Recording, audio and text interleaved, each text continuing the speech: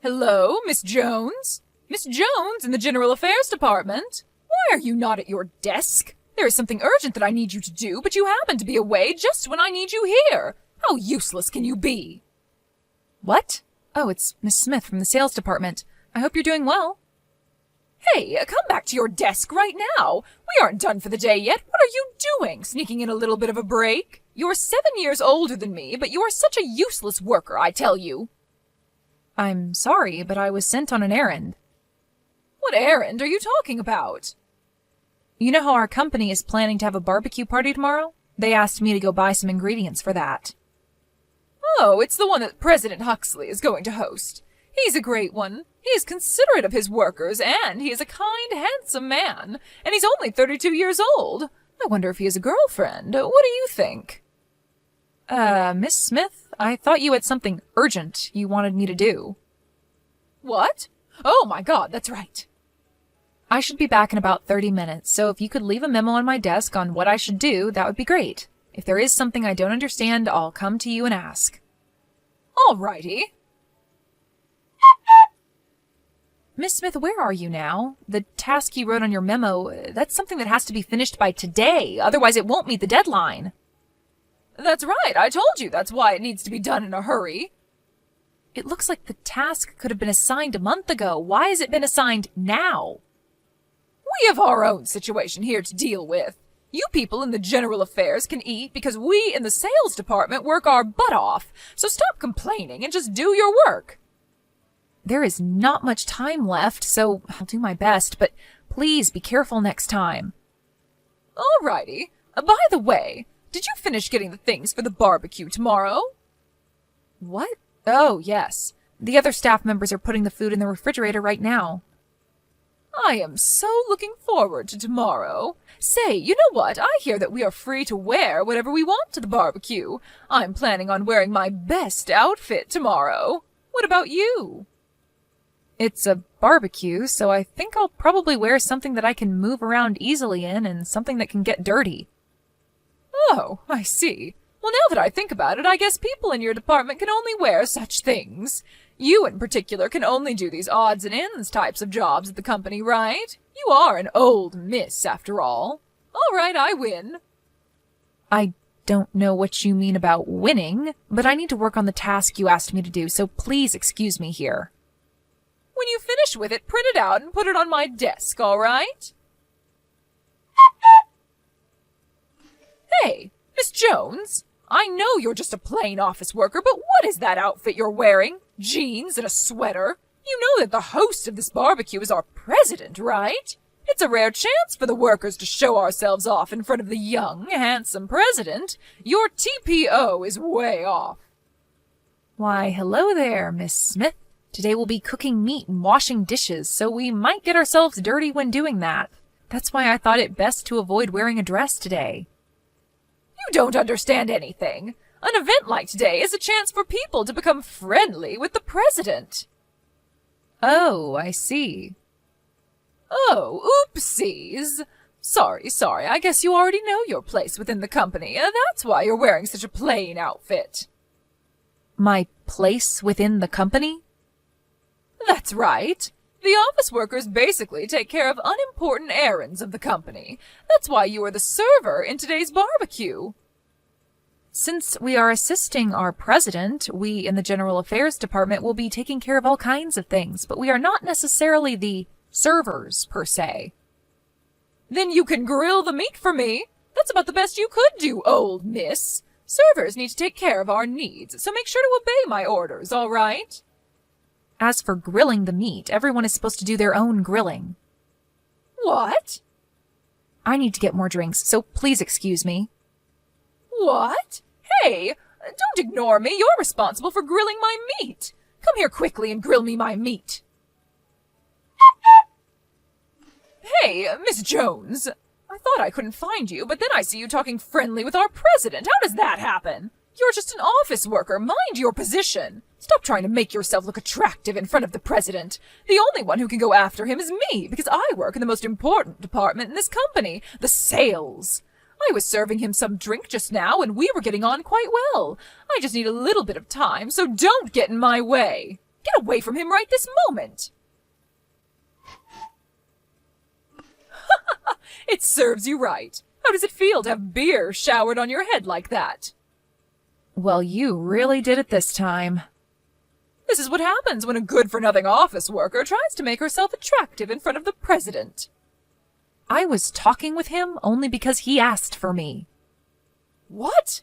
No way that could happen. Come on, get back to your place and grill my meat.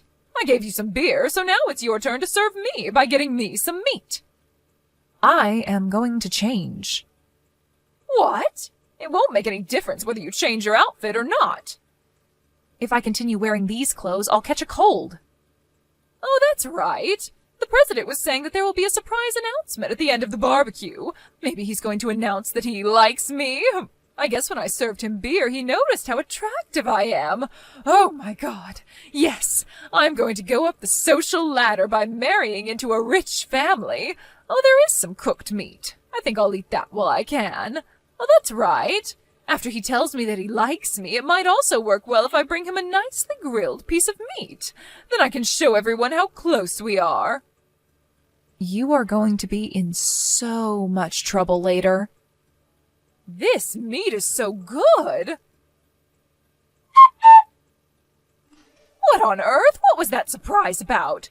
The president was saying that he would introduce his fiancée, so I thought he decided to skip the part about telling me that he liked me and go straight to getting engaged. I was surprised, but I quickly got my act together and braced myself. But why were you, Miss Jones, introduced? The engagement announcement was actually going to be in 2 months. What? But you showed how you were trying to get the president for yourself. That became obvious. What's wrong with that? There's no one more suitable to be the president's wife than I. Our president physically can't drink alcohol. What? That's what he was telling you, but you were so persistent.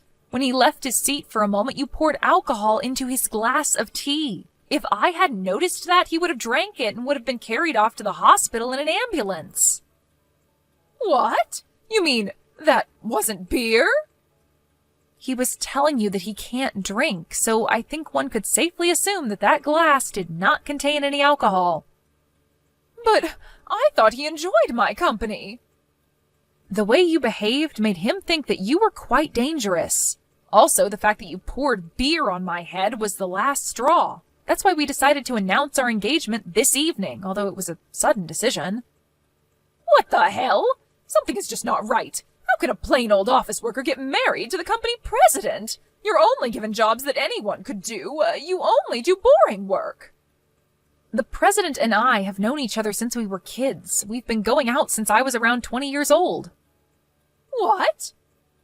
We used to work in different companies, but when it was decided that he was going to take over his grandfather's company, he thought it wouldn't be good if his future wife had no idea what kind of company he was going to take over. That's why I ended up changing companies. Well, I see. I guess anyone can do office work, so it's easy to change companies. It seems that you don't understand what office work consists of and that you really don't think highly of it. But I really don't want to be criticized by someone whose sales records are the worst in the department. Well, fine then. If the president is taken, I'll just look for someone else. Someone else? The managing director's son. I hear he's the president of a startup company. The managing director's son? That's right. I'll be able to marry into a rich family. I think it's impossible. What? Why not? At the barbecue today, you were eating the meat that someone else had grilled one after the other. What's wrong with eating meat that was cooked? That meat was all grilled by the managing director's son. What? Family members could also participate in the barbecue today, so he was also there. I thought we were grilling our own meat, but there was a woman who kept on stuffing herself with the meat that I grilled one after the other. She was wearing this flashy dress that wasn't suitable for the occasion, he said. I think he was talking about you. What? To begin with, I think you have other things to be concerned about right now. What? What are you talking about? Hey, Why am I being fired? I did nothing to get myself fired. It's what the company decided, so there's nothing I can do. You probably said something to the president, didn't you? I am not so low as to bring my private affairs into company matters. Well, it's true that how you acted at the barbecue was the primary cause. What do you mean by that? First, you poured alcohol into the president's glass, which could have seriously endangered his life. Second, that you poured beer on my head.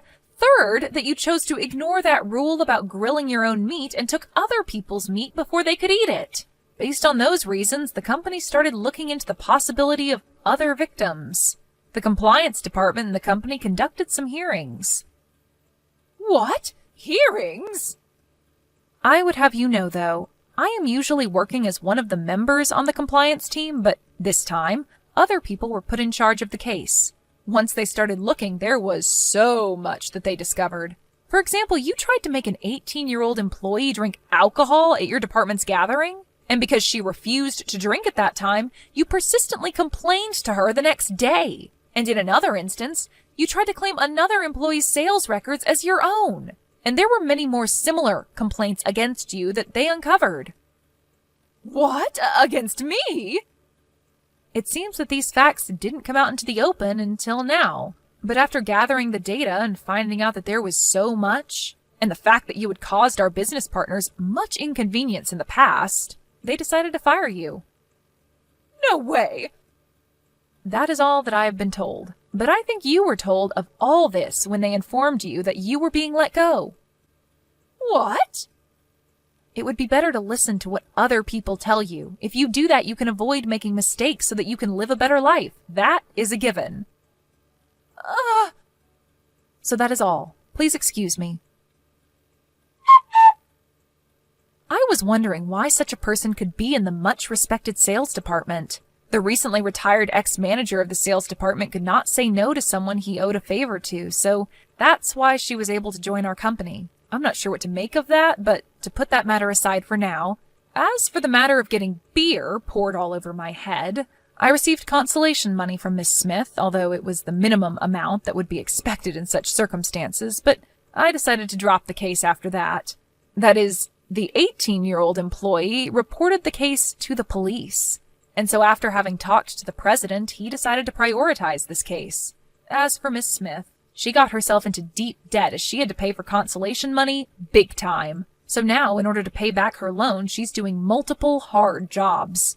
Apparently, she is complaining, "Why me?" as she leads a very poor life.